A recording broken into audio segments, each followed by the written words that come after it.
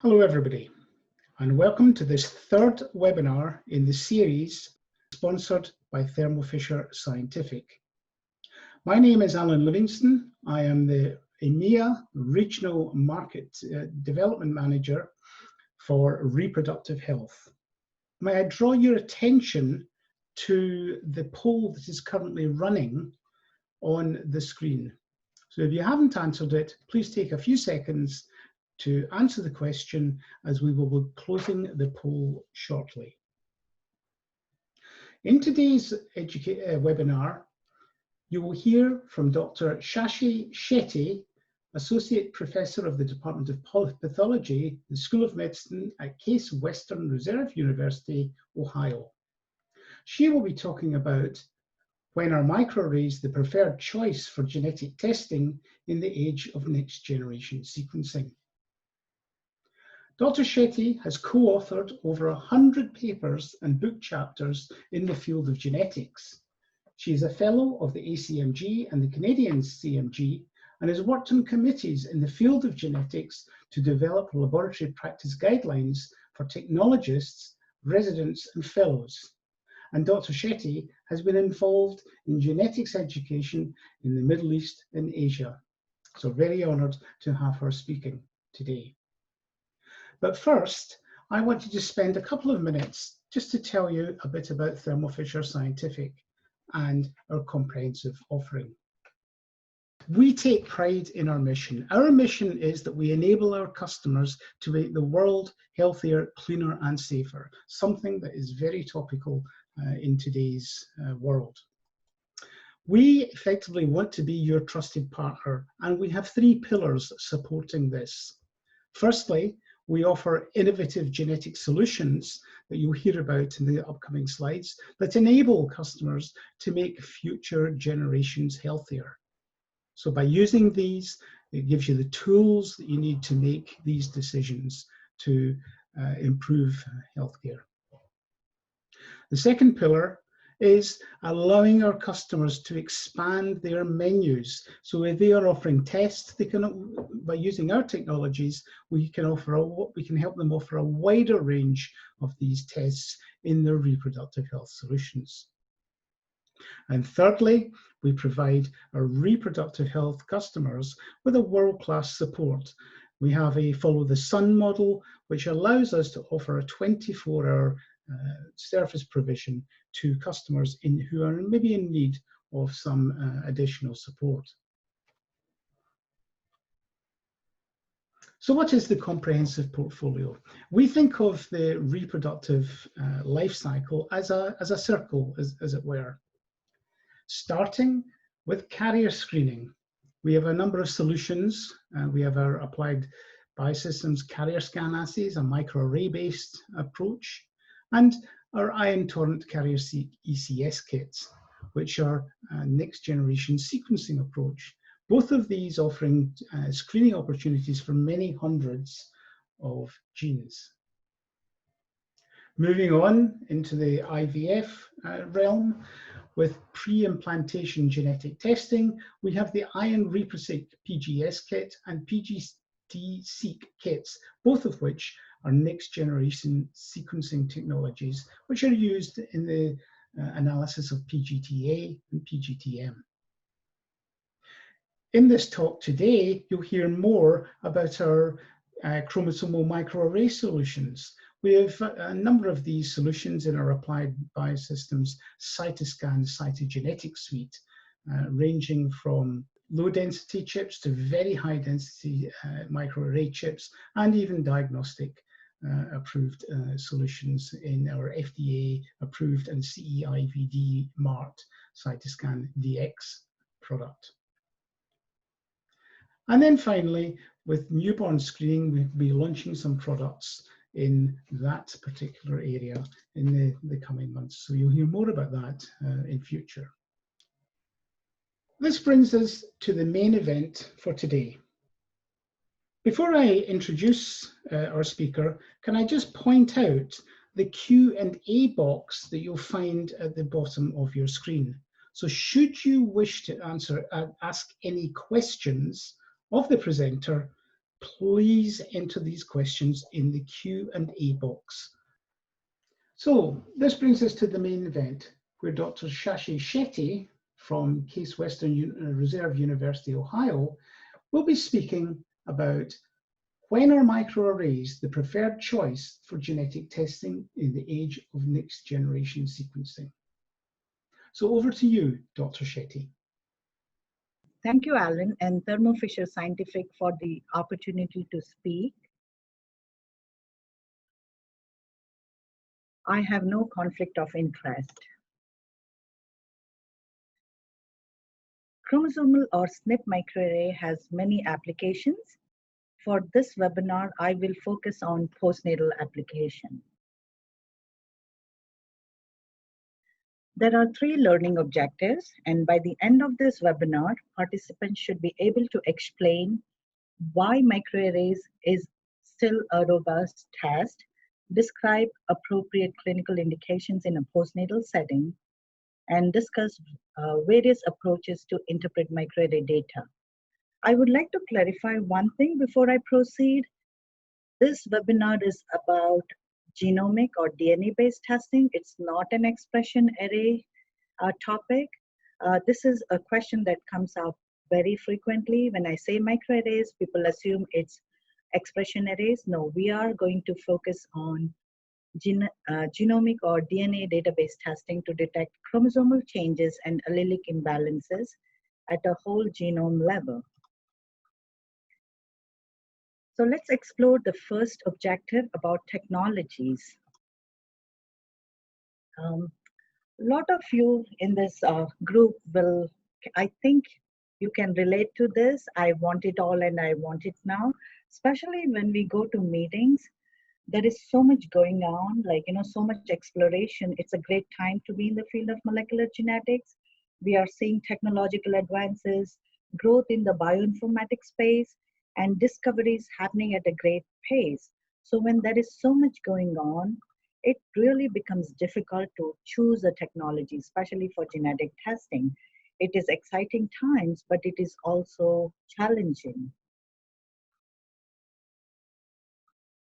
So one of the things, as we'll be focusing on microarrays in this webinar, if you're interested in utility of chromosomal or SNP microarrays, what is the question you should be asking?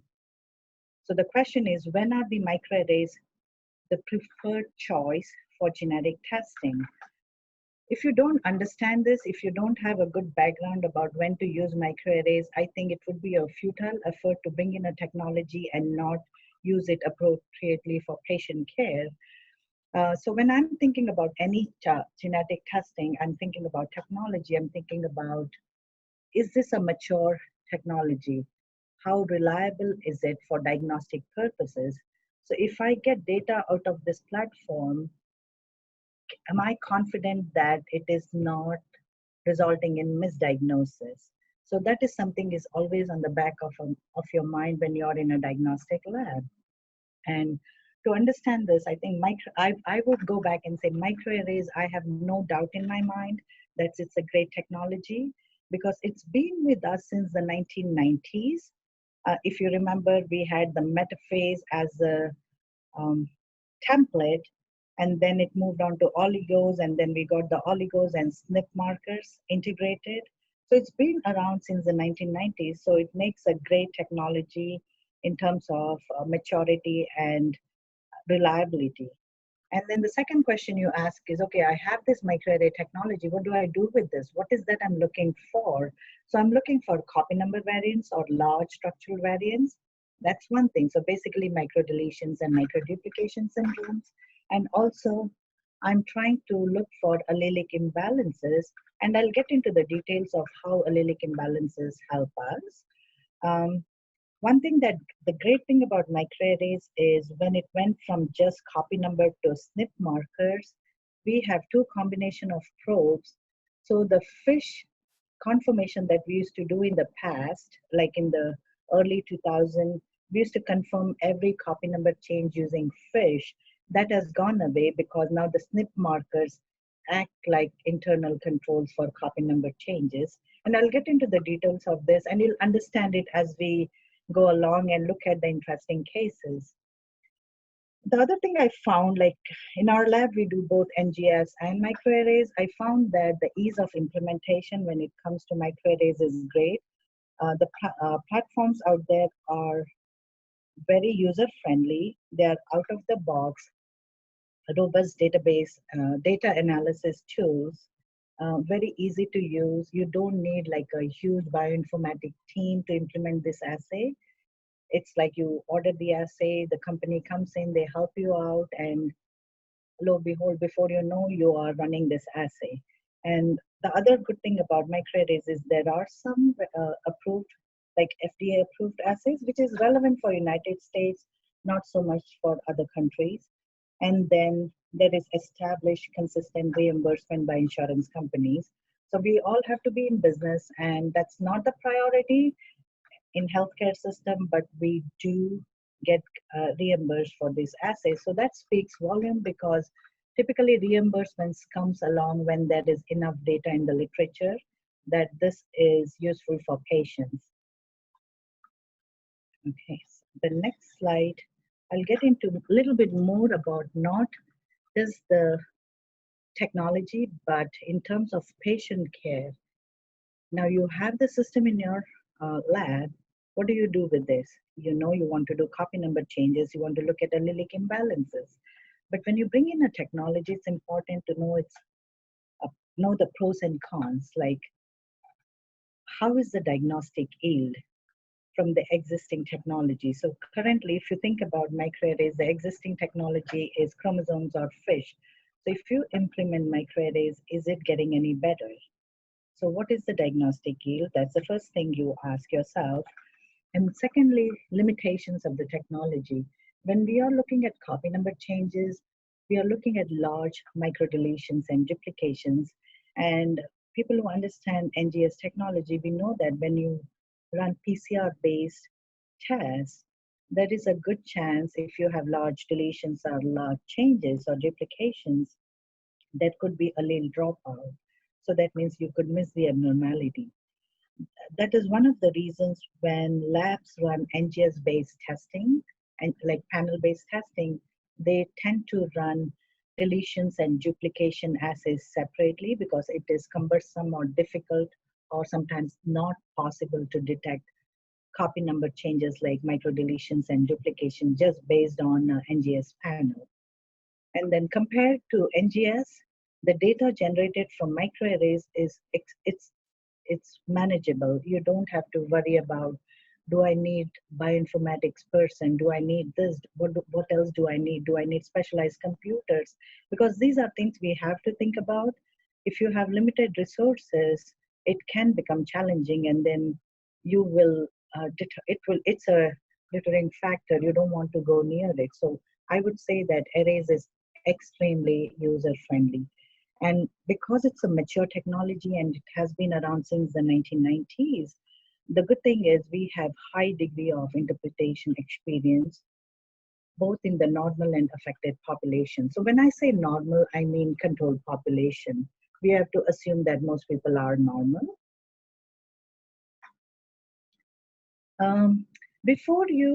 So now you have the technology, or say you're contemplating bringing this technology, I think it's very important that you look at your patient population. Do you have a patient population that arrays would be useful? So if you're in an adult clinic and you're just dealing with patients who have multiple miscarriages or infertility issues, and you're thinking balanced chromosomal rearrangement, then microarrays is not a good fit. However, if you're in a children's hospital or in an adult setting of cancer care, or in specialized clinic with neuropsychiatric conditions, patients with those kind of conditions, developmental delay coming to your setting, then I think microarrays is a great technology. You really have to think about, what is my patient population? Whom am I serving? And if I bring in microarrays, how does it help them? And then if you have limited resources, you want to be very careful about how you spend your resources. technical expertise is other thing, not just running the assay. It's pretty, I think the workflow is pretty nice in most of the platforms for microarrays, but the interpretation could become challenging. So you need to have people who are well versed with how to make the calls and make that final diagnosis. And if reimbursement becomes a challenge, are you willing to take that chance? So there are a lot of things you have to consider: technology, your patient population, which is the most important thing. And I would say that because it's a time-tested method, I wouldn't have any hesitation about bringing this into a clinical setting if it serves your patient population well. And something to remember, like I said, interpretation can be difficult, but we have lots of resources within the medical and scientific community to help us. So even now, like I've been doing this since 2005, still sometimes I get stumped by interesting cases.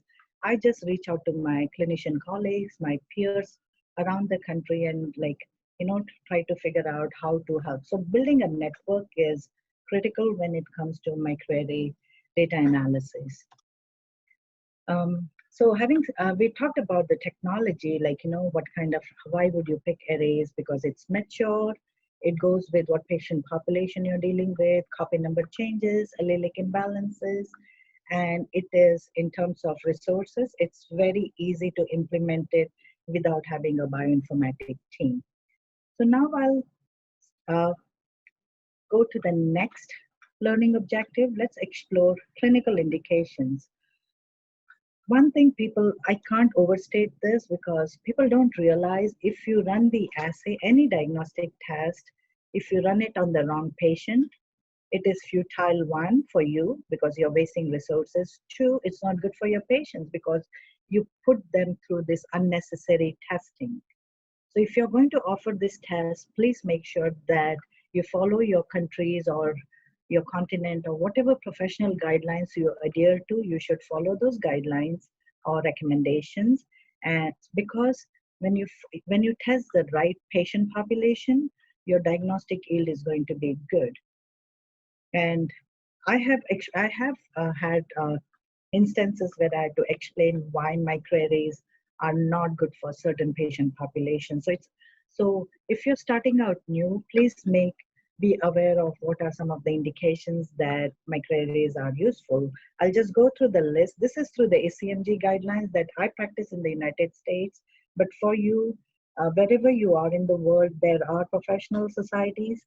And I would say more or less they are very similar. So in the initial post-natal evaluation of individuals, we look at, is there developmental delay, intellectual disabilities, multiple congenital anomalies, or autism spectrum disorders.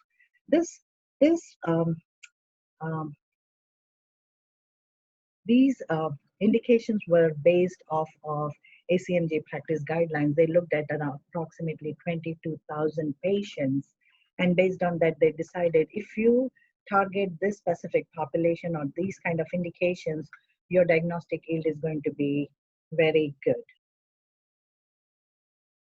But before we get into why this is a first-year test, why is microarray a first-year test now, I think it's important to know how our past was. What did we do in the past?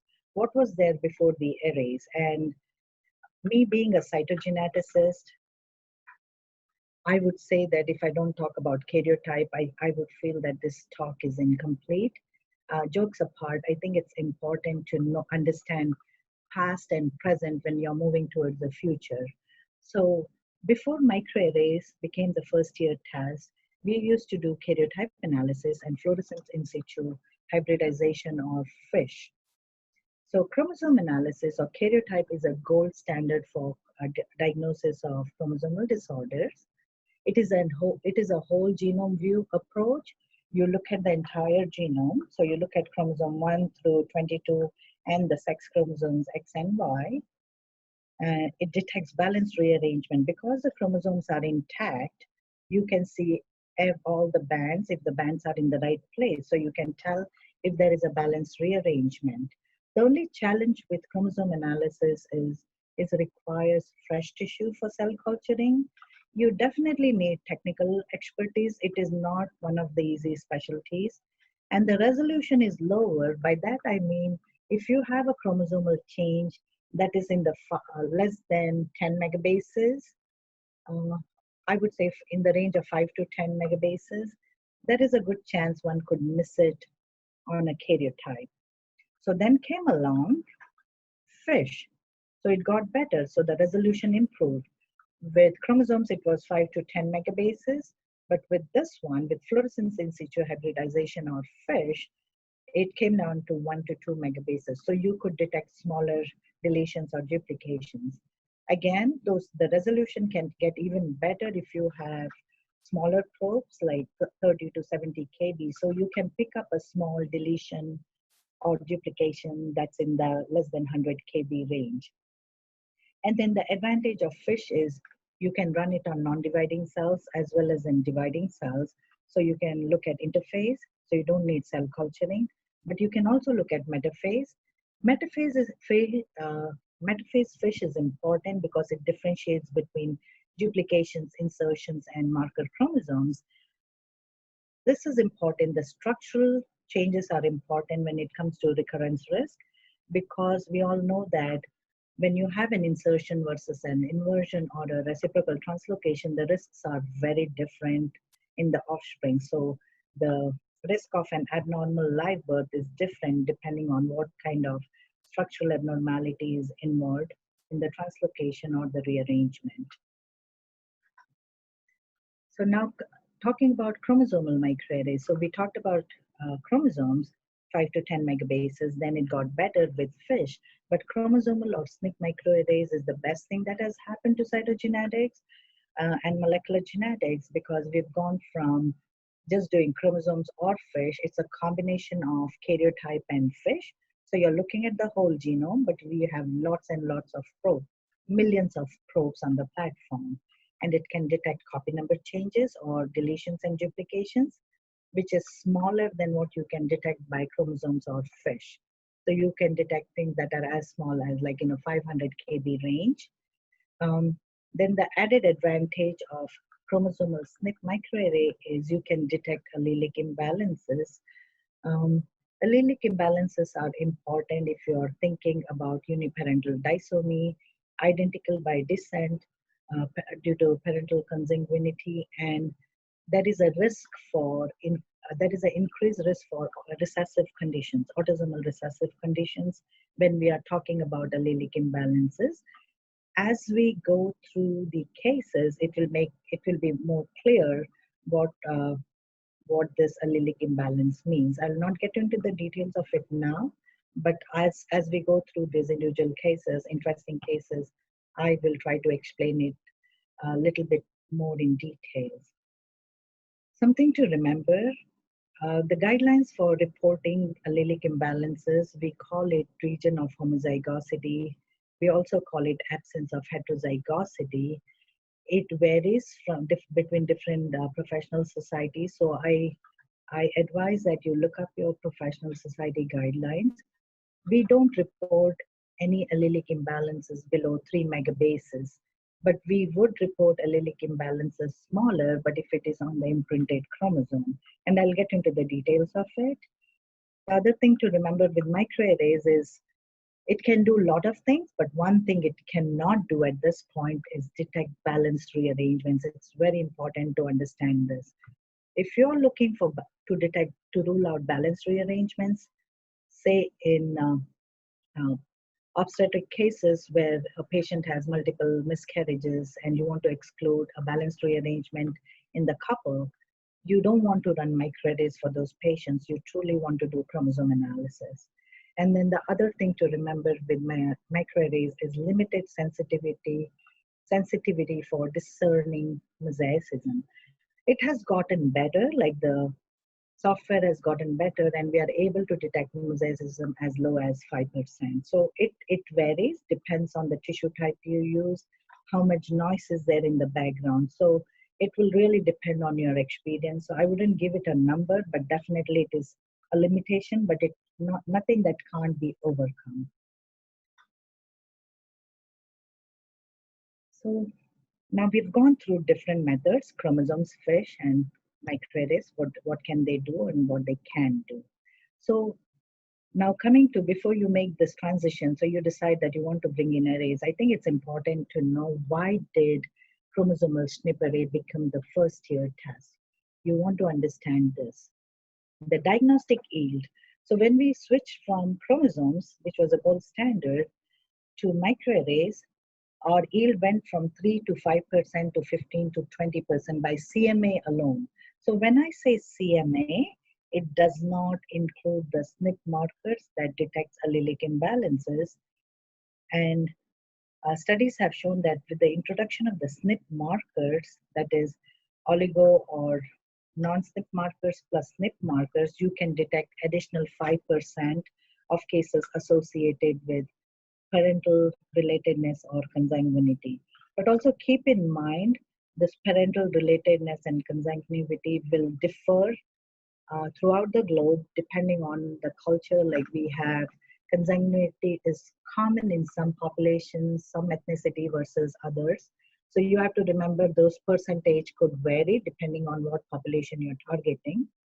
And then additional tests. So when you detect allelic imbalances, if you do additional testing like a molecular-based methylation studies, it has been shown that 63% of the time you can make a diagnosis for an imprinted disorder.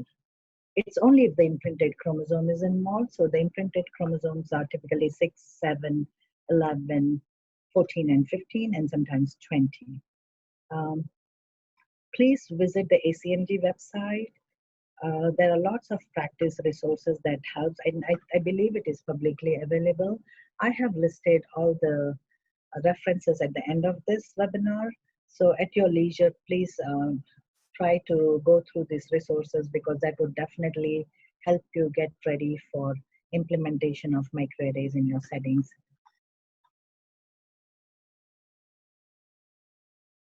So a little bit digging deeper into diagnostic yield and clinical indication. So if you have a patient with multiple congenital anomalies and developmental delay or intellectual disabilities without ASD, your yield is about 33%.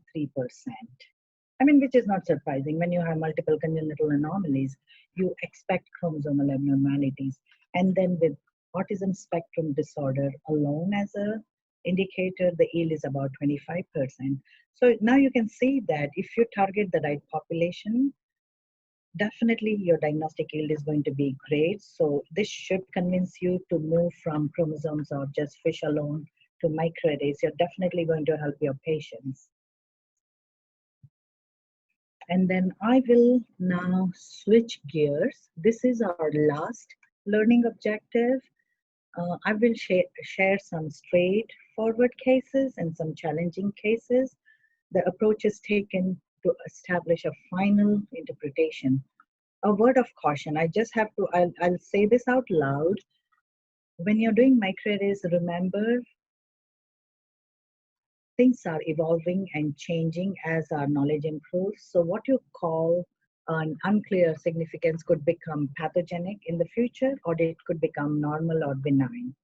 Okay, so remember, when you're making a decision today, you're using all the resources that's available to you. You're doing your due diligence and coming up with an interpretation. So don't beat yourself up 5 years down the road if it changes, because 5 years down the road, we might have better understanding, more functional studies. So our understanding improves with, as our understanding improves with time, I think we'll do a great job of reinterpreting some of the data. So I don't want you to be afraid to jump into this. I think you should just go with an open mind and do your best with all the resources that are available. So just getting into a little bit of, when we talk about, like, I think I've been emphasizing on interpretation can be difficult. So before you start getting into this interpretation arena, I think, like I said, don't be afraid. What you call, if you make a call of pathogenic today, there is a chance that in the future you might revert it back to something else or tone it down. But don't be afraid of that. It's very complex, and the knowledge is continuously evolving. there is no automated interpretation or simple algorithm to follow. Like, in this day and age of my machine learning, I think we tend to think that we could just put in all the information and it will spit it out. It's a little bit difficult when it comes to microarrays because we are dealing with lot of variations that could be benign, that could be a polymorphism, that could run in families with no implications. So there are a lot of things to consider. And then the other key is adequate training in genetics and comprehensive clinical judgment. I will emphasize on that. You have to truly understand genetics to get into the interpretation aspect of it.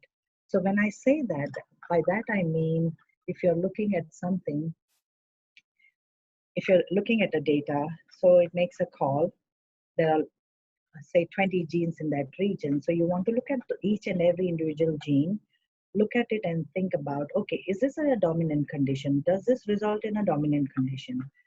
Could it be de novo or inherited? Is it a recessive condition? Could this be X-linked? Are there imprinted genes in this region? Could there be a chance of mosaicism either in the proband, the patient you're testing, or in the parents? Could there be two hit CNV playing a role? Because if you have two hit going on with CNVs, you could see a variability in the expressivity. Could this CNV or the call that you make is in a region that is not in the gene itself, but it is say upstream or downstream, but has some regulatory sequences for a nearby disease gene? You have to keep that in mind. And then the other thing is, if this is a duplication or a gain, is this a tandem duplication? Is this an inverted duplication, insertion, or is it a supernumerary marker chromosome? Like I mentioned before, it is important to know what kind of structure it is, so that, because as the risks are very different depending on whether it is an insertion or a duplication or an inversion. Okay, and then the other thing that comes with microarrays, if you have SNP markers on it, is you're going to look for regions of homozygosity. And typically we report regions of homozygosity if it is in the telomeric end, if it's greater than 10 megabase, but if it is more towards the centromere, it should be in the 10 to 15 megabases. I would say in the telomeric end, we even report smaller changes, like maybe say 8 megabases or 5 megabases. All depends on where in the genome it is present, if that chromosome is an imprinted chromosome. And I think I saw the European Professional Society guidelines, it talked about reporting 1%, but according to our guidelines here through ACMG, we tend to, at least my lab, we report anything about 3% of ROH regions, and that excludes the sex chromosomes. Few other things to consider in addition to training and, like, getting yourself well versed with genetics background. There are scoring metrics for copy number gains and losses that is available through ACMG resources. So if there is a copy number gain or loss, you look at the genomic content, you try to figure out using different software if there is protein coding or functionally important element. Are these genes haploinsufficient or triplosensitive? How many genes are there in that region? How many of those are immune? How many have been associated with a phenotype?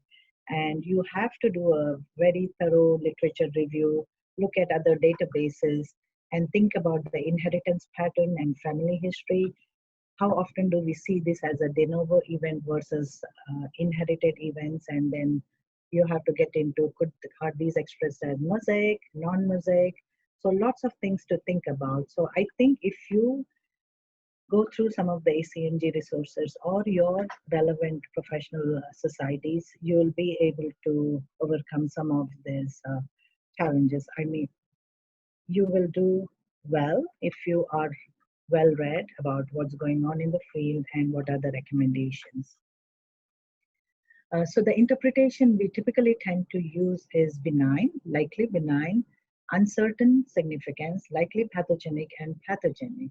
So this is like trying to keep in line with the NGS guidelines. We don't report the class 1 and class 2 changes because those are benign, non-likely benign, and we think it doesn't cause a phenotype. but we do report uncertain. At this point, we don't have functional studies. We don't know what what this or group of genes do, but we do put it out there. So something changes in the future, at least it's there in the report, and the clinicians can go back and reevaluate it. Pathogenic, likely pathogenic, and pathogenic um, is something we feel that it is close to defining the phenotype. So the next one is, like I said, this is just, I'm just going to repeat what I said. Understanding the disease mechanism is important. Is this a new change? Is it a recurrent change? Why does it happen? Do we know the underlying biology? What kind of genes are involved? Could there be polymorphism, or is this like a benign change that's seen in both normal and affected population? So it doesn't mean anything at times, but sometimes it could be variable expressivity. You truly have to do a phenotype evaluation closely with your clinical colleagues. Be well versed with professional guidelines. Look at curated databases, because if you start Googling or searching, you'll find a lot of information on the web. You want to look up trusted databases, not just any database, and then peer-to-peer consultation goes a long way. So I think this part is the most interesting part. I'll get into the cases. They are, this case number 1, it's a well-characterized syndrome, and we understand the underlying mechanism, but there are 2 things like that we need to convey to the clinicians so that the patients understand what their recurrence risks are. This is a three-day-old newborn male presenting with IUGR, intrauterine growth retardation. So prenatally had IUGR. Postnatally, they ordered chromosomal SNP microarray. On the ultrasound, prenatal ultrasound shows short phallus, small scrotum, short long bones, fetal echo within normal limits. And then IUGR was seen in second trimester. There was increased nuchal translucency. So when we ran this assay, this was pretty clean and nice and clear. 7q11.2 microdeletion, great, right? It is pathogenic. We have a diagnosis. There is nothing else wrong in the genome. It's a male patient, and we have a 7q deletion. We understand the syndrome very well. But there is one thing that we need to I'm going to re-emphasize. So it's a recurrent, classic, clean syndrome, Williams syndrome. We know what genes are important, elastin and LIMK1. There are a lot of other things going on, but more than that, I want to emphasize on something else. So what is the underlying mechanism? Why does this happen? So one of the reasons it happens is we have these direct repeats, low copy repeats, also known as segmental duplications or duplicons, that's distributed throughout our genome, but they're more common around the pericentrometic, around the centrometic region. And if you have if you have misalignment during meiosis, or so let's say this is chromosome 1. I'll focus on chromosome 7 because this is a Williams syndrome case. Chromosome 7, 1 copy, 2nd copy. There are these duplicons. They are direct repeats because they are in the same direction. For any reason, when these chromosomes are aligning, if they don't align, the yellow, that is this allele, doesn't align with the other allele, that's yellow. What will happen is it will result in misalignment with a different duplicon or low copy repeat, which in this case it's yellow and light green. And if the crossing over happens, what it does, it will result in either duplication of the gene or deletion of the gene. On the other hand, when you have these low copy repeats in different orientations, what it does is it can result in an inversion. Like here you can see that there is a white and a green segment, but if you have this low copy repeats and recombination happens, it can result in inversion or it can result in deletion. And this is important when it comes to Williams syndrome. Williams syndrome, the transmitting parents tend to are polymorphic for this inversion. They themselves don't have a problem, but this inversion can result in deletion or duplication. So when you're counseling the patient, it's important to know that it's not the direct repeats that cause the problem. It could also be the inverted repeats that can cause a problem. And it happens in a good percentage of patients. So the recurrence risk is pretty high when you have a diagnosis of Williams syndrome in a family. There is a good chance one of them could be an inversion carrier. I'll go to the second case. This is a characterization of an unbalanced rearrangement. Like I mentioned, microarrays cannot be used for detecting balanced rearrangement. This was interesting because we had some vague history about previous history of translocation Y20, mosaic trisomy 21, probably mosaicism was because of the platelet transfusion this baby had at birth.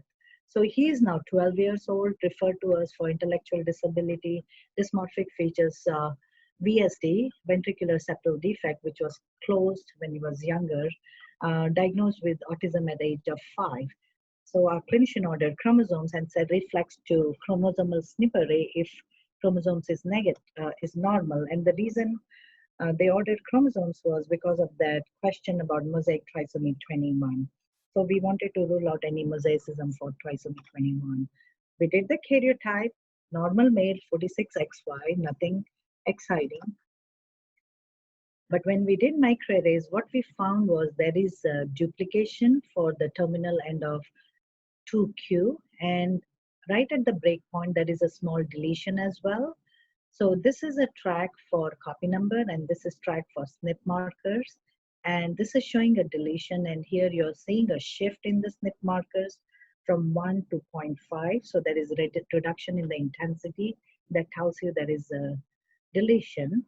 And in this case, you are seeing additional tracks, so that means you have an extra copy. So when you have extra copy, this is what you see. You see more than one allele, more than 3 tracks. So you have 4 tracks here. Okay, and the deletion is about, on chromosome 2 is about 317 kb. So it's a small deletion. There was 1 gene of interest. And the duplication is about 6 megabases. And on chromosome 20, it is a deletion, which is about 646 kb. I call this pathogenic. So when you see a deletion and a duplication happening simultaneously, you know that this could be coming from a parent who's a balanced translocation carrier. Okay. So what we did was we wanted to confirm where was this extra copy, because when we did, if you remember, on the karyotype, we did not see anything. So that means my prediction was based on the deletion and duplication is you have 2 normal chromosome 2s, you have a normal 20, and you have a 20 where the P arm, like the tip of the P, is deleted and it is replaced with tip of 2Q. So you have an extra copy of 2Q. That is why we ran FISH for subtelomeric region, and what we found was there were 3 copies of, so this is chromosome 2 here. Okay, okay, this is actually, we didn't have 2 different colors. This is centromere for chromosome 20, and this is a telomere for 2Q. We found 3 copies of 2Q, and 1 copy was present on 20. So this is a centromere for 20. The 20 is showing 2Q. This is another 20. This not showing anything else. And 2 chromosome 2s with the 2Q. So there is 1 2Q, 2 2Q, and the third, the extra copy is on 20. So we deduce that the extra copy is now sitting on 20, and there is deletion of 20P, that little deletion that we saw in microarrays.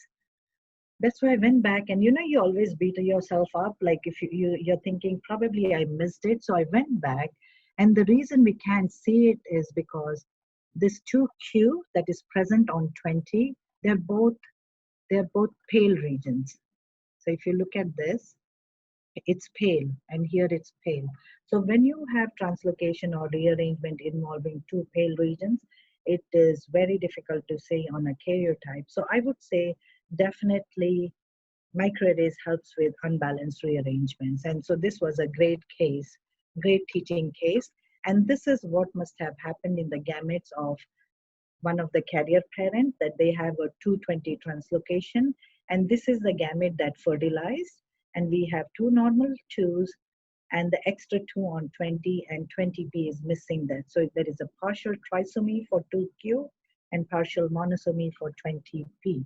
So this is a great teaching case. Now, case number 3. This is about allelic imbalances and family relatedness. Like I mentioned, as I go through the cases, we'll get into a little bit of the details of it. This is a 2-year-old male with developmental delay, mixed receptive, expressive, language delay, autism. Parents are first cousins. This is important to remember. Half first cousin with ADHD, first cousin once removed with intellectual disability, aunt with mental illness. So multiple things going on with neuropsychiatric issues in the family.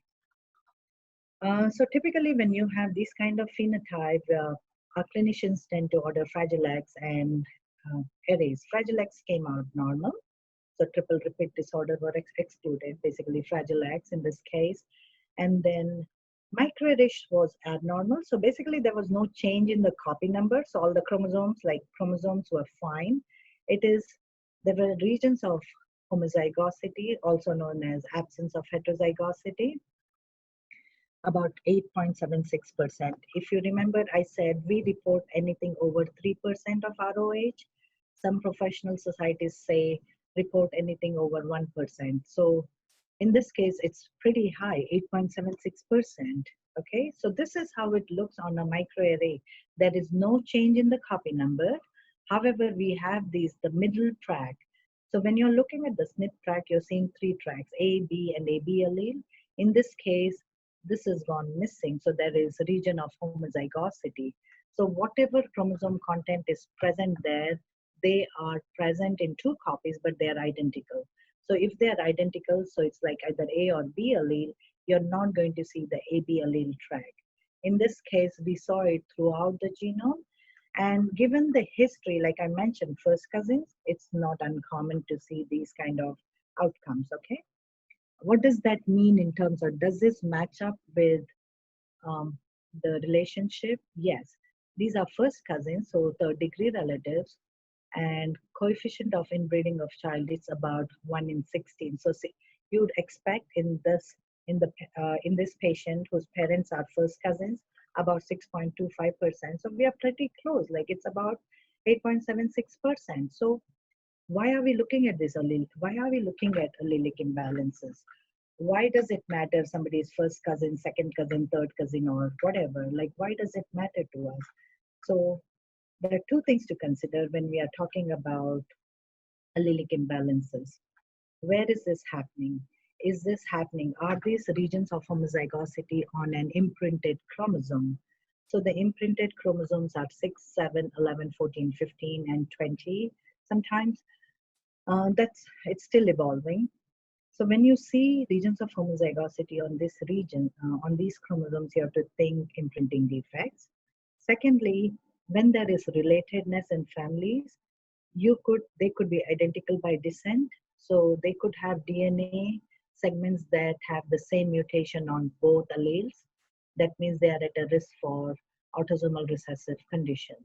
In this patient, specifically with 8.76% ROH region, there were a total of 3,704 genes in all these regions, and of those, 229 had OMIM genes that are associated with autosomal recessive condition. This is a Herculean task if you have to parse out what could this patient have based on all these genes. It is really difficult, and I'll tell you, there is no database or software that can help you. Like, there is no user-friendly way to do this. Like, how do I figure out if there is an autosomal recessive condition, if one of these genes is associated with the autosomal recessive condition that could explain the patient's phenotype?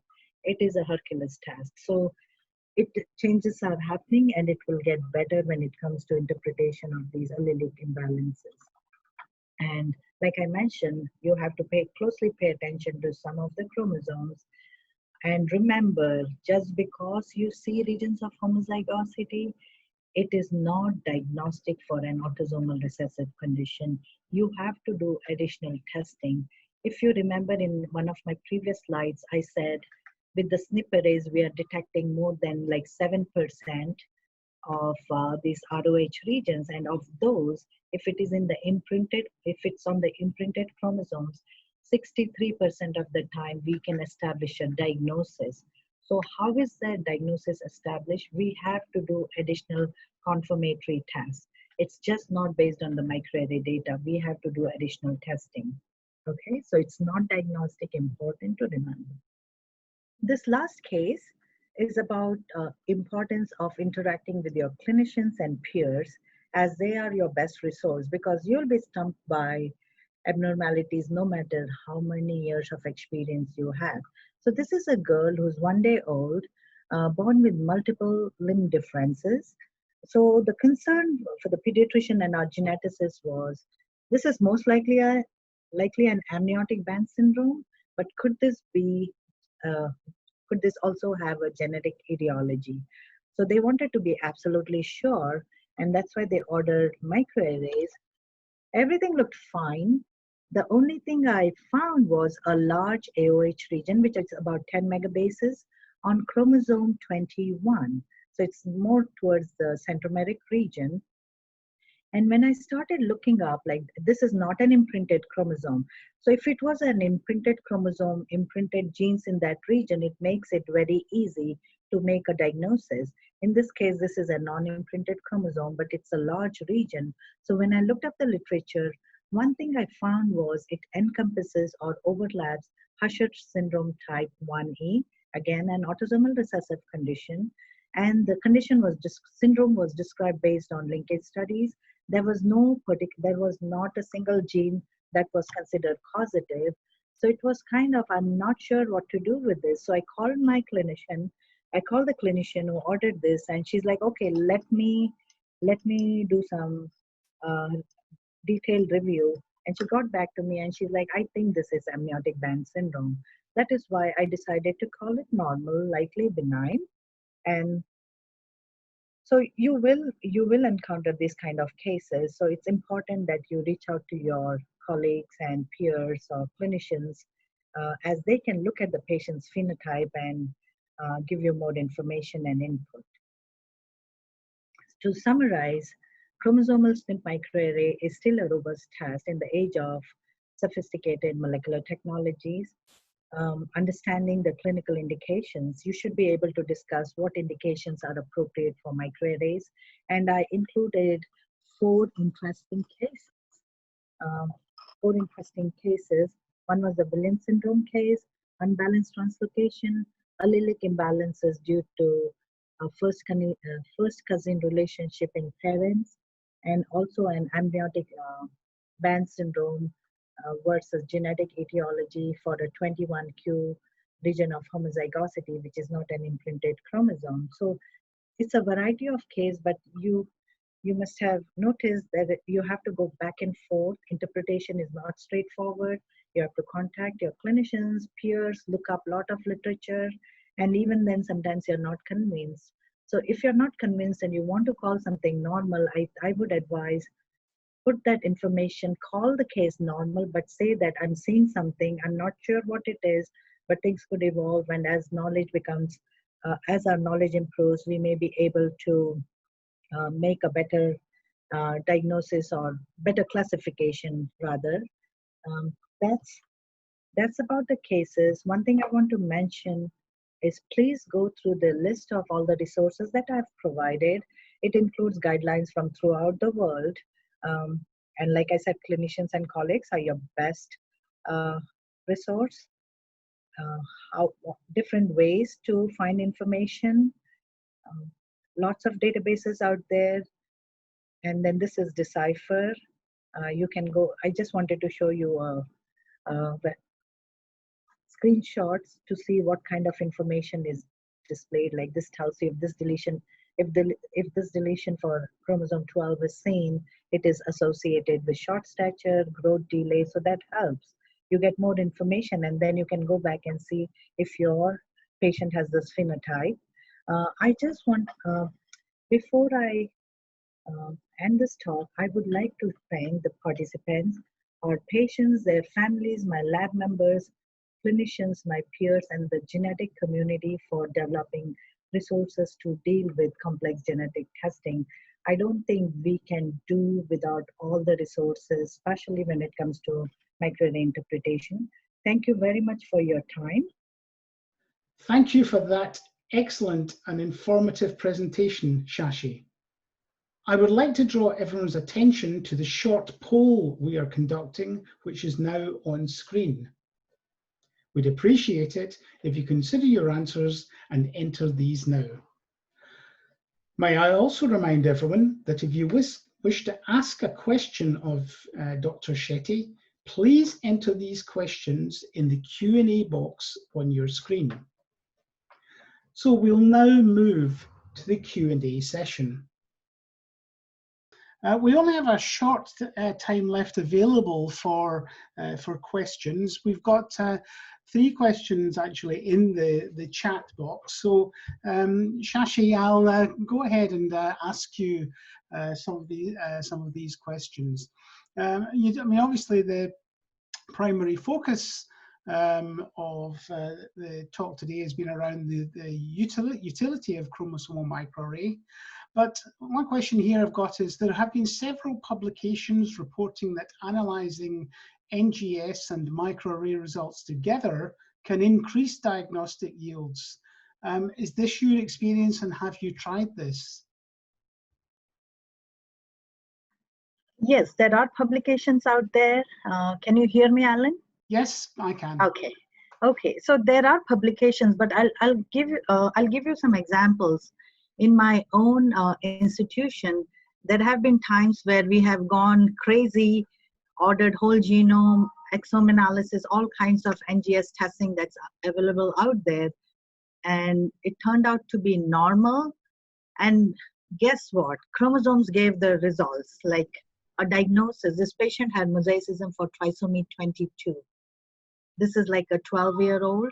So I would say, if you start adding technologies, they're targeting different things. So microarrays, let me address one thing because it was in our list of questions. Microarrays, we are not looking for point mutations or base pair substitutions. We are looking for deletions and duplications or allelic imbalances.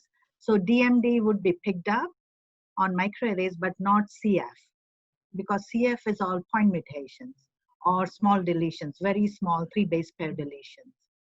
Okay, so you have to think about it this way: the more technology you use and the different approaches you take. So you're using microarrays, you're looking at copy number changes, allelic imbalances. But with NGS, you're looking at different mutations. So of course, when you add these two together, you're going to get better yield, right?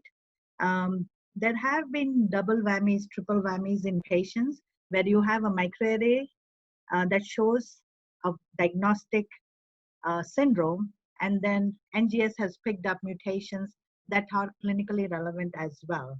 So I would say the more you use, you're going to find something, but use microarrays as your primary test, like chromosomes. Like all these years we've been using chromosomes.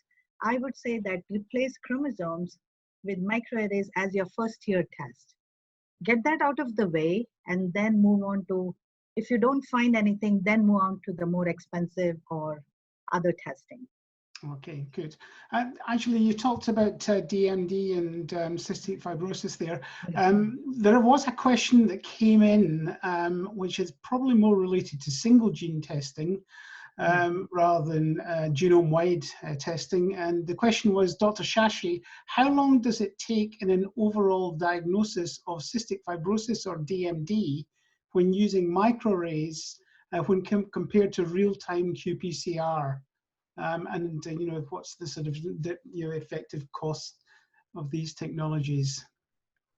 So PCR, you can, if you're thinking about real-time PCR, of course for CF, we are talking about, there are at least over 2,000 mutations, right, in the CF gene. As of today, we know that there are over 2,000 mutations. So we tend to do whole genome sequencing, like just targeted sequencing for CFTR gene. That should take about 2 to 3 days, and microarrays takes about 4 days. But microarrays is not going to detect CFTR mutations. It's not for mutation analysis. Yeah. You have to remember that. So that is the difference. I know this is a question, like every time I have new residents or fellows, they assume that every technology can pick up anything and everything that's genetic. That's not how it works. Right. Another question here was, thanks for the presentation. You've used the Firefly database, which is obviously subject to charges. Could you recommend an alternative free database? That's a very interesting and great question. I'll tell you why, because we are struggling with it right now.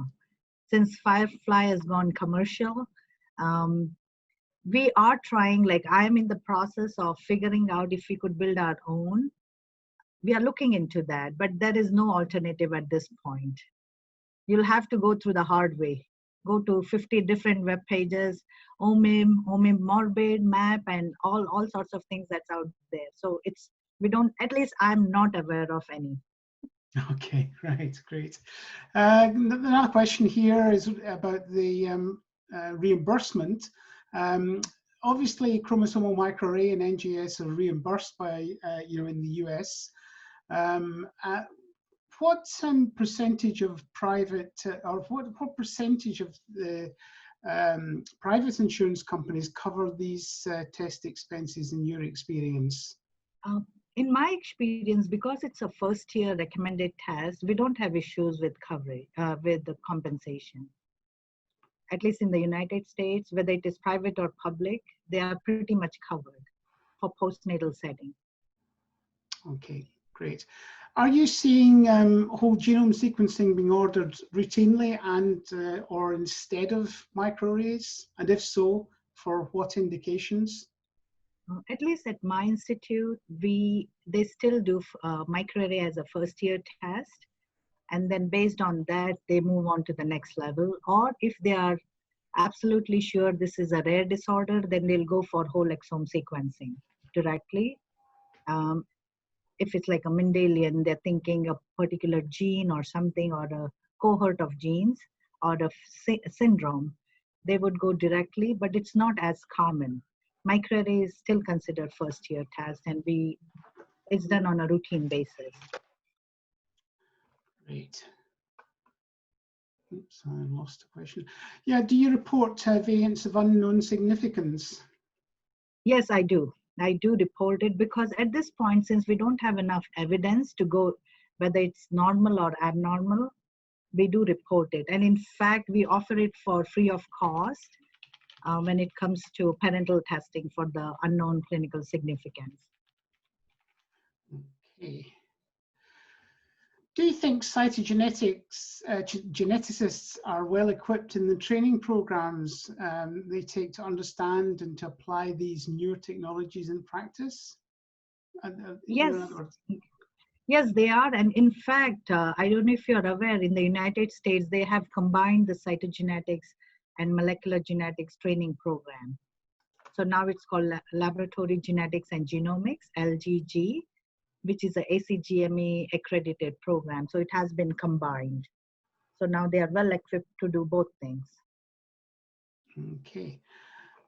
I think it's time's pressing. This will probably have to be our last question. Any of the questions that we haven't answered, we will get back to. We will get back to you, because we've taken a note of all the questions, and we can reply on these. The last question is: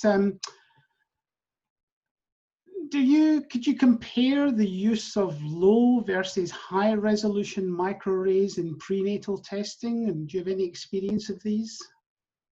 Actually, there is a push to use low density prenatal arrays, but I'll tell you, over the years we have been using the high density chips for so long. I think we do understand the nuances, so I don't see a problem in using high density.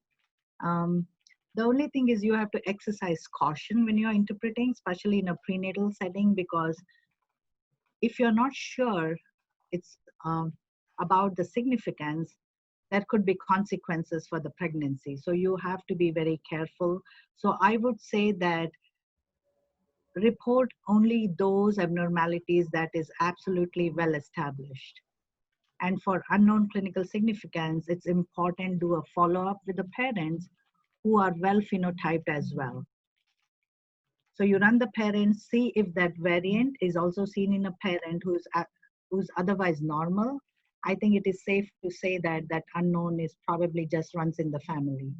So you have to be careful with in a prenatal setting. Absolutely focus on well-established calls. If that makes sense.